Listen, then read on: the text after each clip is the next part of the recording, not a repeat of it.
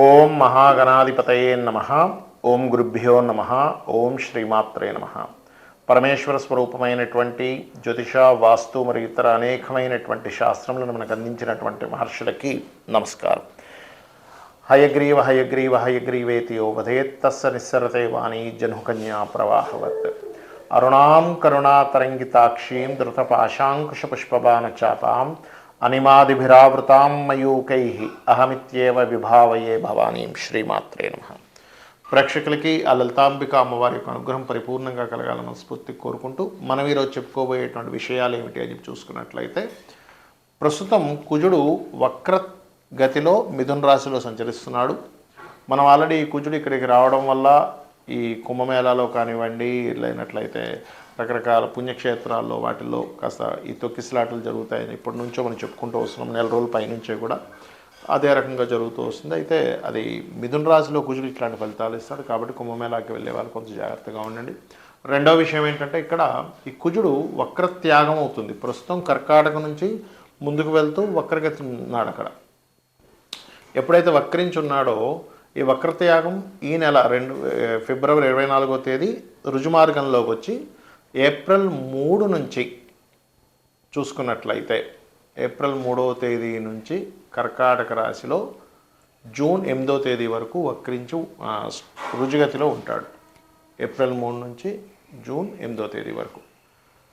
ఎప్పుడైతే ఈ సమయంలో కర్కాటక రాశిలో కుజుడు ఉంటాడో, వీటి మూలంగా ద్వాదశ లగ్నముల వారికి ఎటువంటి ఫలితములు జరుగుతాయి, లగ్నం తెలియని వారి రాశి వారికి, అదేవిధంగా ఏ విషయాల పట్ల జాగ్రత్త వహించాలి అనేటువంటి విషయాలు చెప్తుంది. నేనైనప్పటికీ కూడా చెప్పిస్తుంది సాక్షాత్ లలితా అమ్మవారిగా భావిస్తూ ఒక్కొక్క లగ్నం గురించి తెలుసుకుందాం. కుంభలగ్నము, కుంభరాశి. కుంభం వారికి కనుక చూసుకున్నట్లయితే, మీ లగ్నాత్ మీకు 6వ స్థానంలో కుజుడి యొక్క నీచ స్థితి. 3 ఏప్రిల్ నుంచి 8 జూన్ మధ్యలో 6వ స్థానంలో తిరుగుతున్నటువంటి కుజుడు ఎటువంటి మంచి ఫలితాలు ఇస్తాడు అని చెప్పి చూసుకున్నట్లయితే, ఖచ్చితంగా ఇక్కడ ధన సంబంధించినటువంటి విషయంలో యోగాన్ని ఇస్తాడు, ఫైనాన్షియల్ గ్రోత్ ఇస్తాడు. ఇక్కడ ఎప్పుడూ చెడు ఫలితాలు ఇవ్వాలని రూల్ లేదు.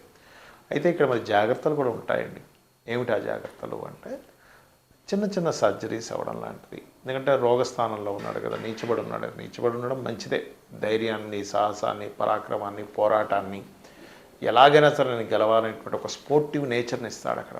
కాకపోతే ఇక్కడ అన్నదమ్ములతో లేదా అక్కచెల్లెలతో చిన్న చిన్న గొడవలు రావడం, ఆ గొడవల వల్ల కాస్త మీరు స్ట్రెస్ అవ్వడం, బాగా శ్రమించడం వల్ల ఒక్కోసారి కొంతమంది చూడండి బాగా శ్రమించి కొంతమందికి బ్లడ్ తక్కువ అవ్వడం కానీ, లేకపోతే శారీరకంగా శ్రమ ఎక్కువ పడుతూ ఉంటారు. ఎందుకు అంటే, దశమాధిపతి తృతీయాధిపతి అయినటువంటి కుజుడు 6వ స్థానంలో నీచి పొందుతున్నాడు కాబట్టి ఈ విషయంలో జాగ్రత్త పడాలి. అలాగే రెండో విషయం ఏంటంటే, ఇక్కడ ఈ కుజుడు ఇలా ఉన్నప్పుడు సహజంగానే కుజుడు బుధుడు ఇద్దరు కూడా భూములకు కారకులు అవుతూ ఉంటారు. పంట పొలాలు, లేనట్లయితే తోటలు, ఇట్లాంటి విషయాలలో కొంతవరకు ఘర్షణ ఇస్తూ ఉంటాడు. పూర్వీకుల ఆస్తులు, ముఖ్యంగా తాతగారు ఆస్తికి సంబంధించిన విషయంలో కుజుడు నీచబడ్డప్పుడు మీకు రావాల్సింది రాకపోవడం, అవతల వాళ్ళు ఏదైనా మోసం చేయాలని చెప్పి చూడడం, ఇట్లాంటివి జరుగుతాయి. కాబట్టి ఈ యొక్క విషయాల్లో జాగ్రత్తగా ఉండండి. అలాగే కొన్ని రీసెర్చ్ చేసేటప్పుడు ల్యాబ్స్లో అనేది కొంతమంది కొన్ని రీసెర్చ్ చేస్తుంటారు. అటువంటి విషయాల్లో కొంత జాగ్రత్తగా ఉండాలి. ఇక నిగూఢమైనటువంటి ప్రదేశాలకు వెళ్ళినప్పుడు, కొన్ని గుహల్లోకి అది వెళ్ళినప్పుడు కూడా కొంత జాగ్రత్తగా ఉండండి. ఇక మీరు చేయవలసినటువంటి దేవత ఆరాధన ఏమిటి అని చూసుకున్నట్లయితే, విష్ణువుని ఎక్కువగా తలుచుకోండి. ఓం నమో నారాయణాయ లేదా ఓం మధుసూదనాయ నమః అనే నామస్మరణ చేయండి. అదేవిధంగా నవగ్రహాల్లో ముఖ్యంగా కుజుడికి, కేతువుకి, శని రాహు గ్రహాల దగ్గర దీపారాధన చేయడము, వీలున్నప్పుడల్లా కాస్త మెడిటేషన్ చేయడము, ఆ మెడిటేషన్లో కూడా కాస్త కాళికాంబ వారిని కూడా తలుచుకోవడం చేయండి. అన్ని విధాలా బాగుంటుంది. మరి కొంతమందికి లగ్నం కానీ, రాశి కానీ, నక్షత్రం కానీ ఏమీ తెలియవు. అటువంటి వారు ఎటువంటి జాగ్రత్తలు తీసుకోవాలి?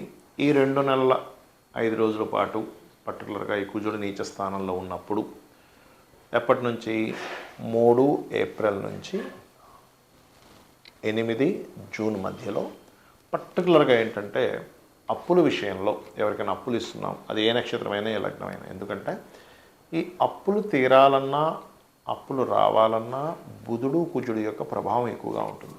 అందుకే చూడండి, అప్పులు అయినప్పుడు గొడవలు అవుతుంటాయి, ఎందుకంటే కుజుడు కారకత్వం కాబట్టి. ఈ 2 నెలల పాటు ఎటువంటి బేస్లెస్గా ఒకసారి డబ్బులు ఇస్తుంటారు. అంటే ఏంటి, ఎటువంటి తనఖాకు పెట్టుకోకుండా, ఎటువంటి పేపర్స్ రాసుకోకుండా నోటి మాటతో ఇచ్చేస్తూ ఉంటారు. తర్వాత వాళ్ళు అడ్డం తిరుగుతూ ఉంటారు. కాబట్టి ఇటువంటి విషయాల్లో అందరూ కూడా జాగ్రత్తగా ఉండాలి. ఏది లగ్నం తెలియదండి, రాసి తెలియదు అనుకునేటువంటి వారు ఈ విషయంలో జాగ్రత్తగా ఉండండి, గుర్తుపెట్టుకోండి. అలాగే మరొక విషయం ఏంటంటే, ఈ ప్రాబ్లం ఆల్రెడీ ఫేస్ చేస్తున్నామండి, మాకేమిటి పరిహారము అంటే, ఓం అపర్ణాయే నమః అనే మంత్రం చేసుకోవడము. ఓం స్కందాయ నమః, కుజుడికి అధిష్టాన దేవత స్కందుడు కాబట్టి ఓం స్కందాయ నమః అనేది చేసుకోండి. అదేవిధంగా ఈ 2 నెలల పాటు కుజుడు ఫ్యాక్టరీస్కి కారకుడు, అగ్ని సంబంధించిన వాటికి కారకుడు. అతను వెళ్ళి నీళ్ళల్లో ఉన్నాడు, అంటే వాటర్ రిలేటెడ్ సంబంధించిన దాంట్లో ఉన్నాడు.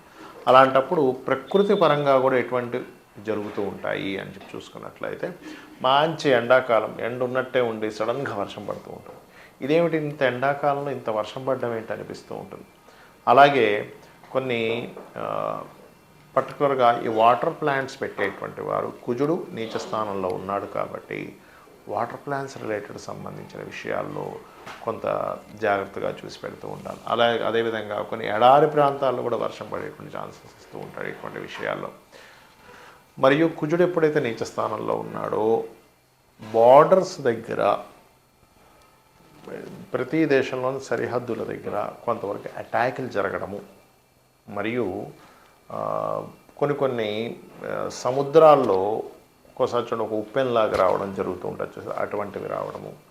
అదేవిధంగా కొన్ని గొడవలకి దారి తీయడం జరుగుతూ ఉంటుంది. ఎప్పుడైతే ఈ కుజుడు వక్రించి ఆల్రెడీ మిథున రాశిలో ఉన్నాడు, వక్రించి ఉన్నాడు, ఇప్పుడు ఆ వక్రగతి పోయి రుజుగతి వస్తుంది.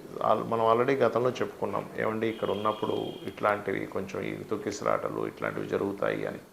కాబట్టి ఏంటి, కొంచెం మీరు ఈ బార్డర్ ప్లేసెస్లో నివసించే వాళ్ళు ఉంటుంటారు, కొన్ని ప్రాంతాలు ఉంటుంటాయి సరిహద్దుల దగ్గర, అక్కడ ఉండేటువంటి వారు కూడా కాస్త జాగ్రత్తగా ఉండాలి. మరియు దీంతోపాటు ఎటువంటి ప్రాబ్లం ఉన్నా సరే మీకు క్లియర్ అవ్వాలి అని అనుకుంటే ఒకటే గుర్తుపెట్టుకోండి, నవగ్రహాలలో కుజగ్రహం దగ్గర దీపారాధన చేయండి. ఏమండి మేము ఉండే ప్రదేశంలో వేరే ఏదో కంట్రీస్లో ఉంటాం, అక్కడ నవగ్రహాలు ఉండవు, ఉన్నా సరే అక్కడ దీపం పెట్టనివ్వరు అనుకునేటువంటి వారు ఓం కుజాయ నమః, ఓం కుం కుజాయ నమః అనుకోవచ్చు, లేదా ఓం స్కందాయ నమః, ఈ 2 కలిపి చేయండి. ఓం కుజాయ నమః, ఓం స్కందాయ నమః. అప్పుడు ఏమవుతుందంటే కుజ సంబంధించిన ప్రభావం ఏదైతే ఉందో తగ్గుతుంది. అదేవిధంగా కొంతమందికి ఈ బ్యాక్ పెయిన్స్ వస్తూ ఉంటాయి, ఇది వెన్నుముక్క సంబంధించింది, ఎప్పుడు బ్యాక్ పెయిన్ వస్తుంటుందండి అని ప్రాబ్లం ఫేస్ చేస్తూ ఉంటారు. అటువంటి వారు ఈ కుజుడు నీచబడ్డం ఉన్నప్పుడు కొంత జాగ్రత్తగా ఉండాలి. పర్టికులర్గా ఈ కుజుడు నీచంలో ఉన్నప్పుడు మనం ఏదైనా ల్యాండ్స్ తీసుకునేటప్పుడు,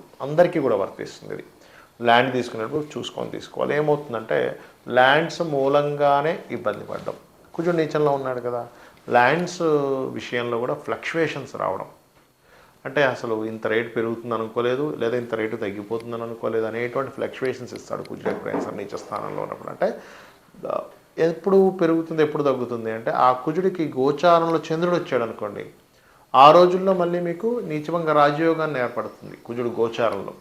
అలాంటి సమయాల్లో తీసుకునేటువంటి వారికి, మీకు ఆల్రెడీ మీ జన్మజాతకంలో కుజుడు నీచంలో ఉన్నాడు అనుకోండి, అలాంటి వారు కొంత జాగ్రత్తగా ఉండాలి. లేదంటే నీచభంగ రాజయోగంలో ఉన్నాడు మా కుజుడు, అలాంటప్పుడు గోచారంలో నీచభంగ రాజయోగం కూడా మీకు మంచి ఫలితాలు ఇస్తుంది. కాబట్టి ఈ యొక్క విషయాల్లో కాస్త జాగ్రత్త పడుతూ, వీలున్నప్పుడల్లా కూడా మీకు దగ్గరలో ఉండేటువంటి ఆలయాల్లో కుంకుమని దానంగా ఇవ్వడము, కుంకుమను వాడుకోవడానికని ఆలయాల్లో ఇవ్వడము, ఇంట్లో కూడా కుంకుమ పూజ, లేనట్లయితే ఎర్రటి పుష్పాలతో పూజ, ఎరుపు తెలుపు పుష్పాలతో పూజ చేయడము, గోవులకి క్యారెట్స్ బెల్లము తినిపించడం, ఇవి చేయండి. అన్ని విధాలా మీకు బాగుండి అమ్మవారి యొక్క అనుగ్రహంతో బాగుండాలని మనస్ఫూర్తిగా కోరుకుంటూ శ్రీమాత్రే నమః.